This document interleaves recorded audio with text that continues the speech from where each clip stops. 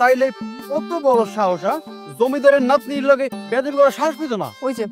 ওই যে আসতেছে ওই ছেলে। আরে ওইটা তো আমাকে রাকিব ভাই। তুই চিনিস নাকি?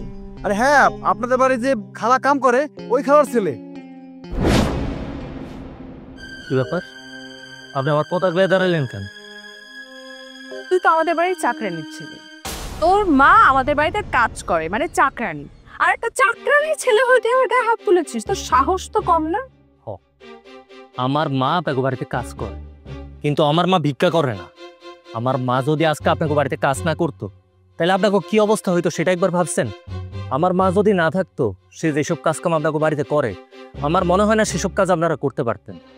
কারণ ছোটবেলা থেকে আপনারা শুধু বসে বসে খাইতে শিখছেন, নিজের কাজ কেমনে নিজের করতে হয় সেটা আপনারা জানেন না।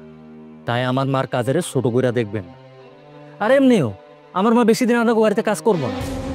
আমার চাকরিটা হইলে আমার মা কাজ ছাইরা দিব, আর আমার মা যখন কাজ ছাইরা দিব তখন আপনাকে কাজ কাম আপনারা কেমনে করবেন সেটা নিয়ে ভাবেন।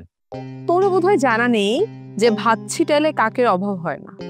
রাকিব ভাই, তুমি কিন্তু জমিদার বাড়ির নাতনির গায়ে হাত দিয়া কাজটা একদম ঠিক করো নাই। তোরে ব্যাডাম আমার ছোট লোক খ্যাত জানা তা কই অপমান করছে, আমার থাপ্পড় দিছে, তাই তার সে থাপ্পড় তারে ফেরত দিছে।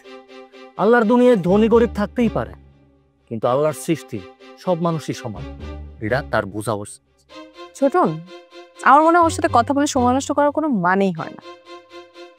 কথা না বলে ওকে ঠাস ঠাস করে কয়েকটা মেরে ওর হাত পা একদম ভেঙে দে, তাইলে ওর উচিত শিক্ষা হবে। আচ্ছা ম্যাডাম, ঠিক আছে।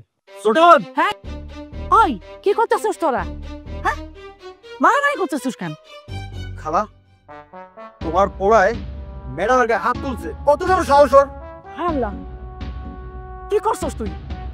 তুই ম্যাডামের গায়ে হাত তুলছিস কেন? মাপসা, অক্ষুনি মাপসা। মা এসব তুমি কি কইতাছো? কি কইতাছি কোনো কথা না, তোর মাপসা দেখছি মাপসা। চুপ কইরা আসছিস কেন? মাপসা।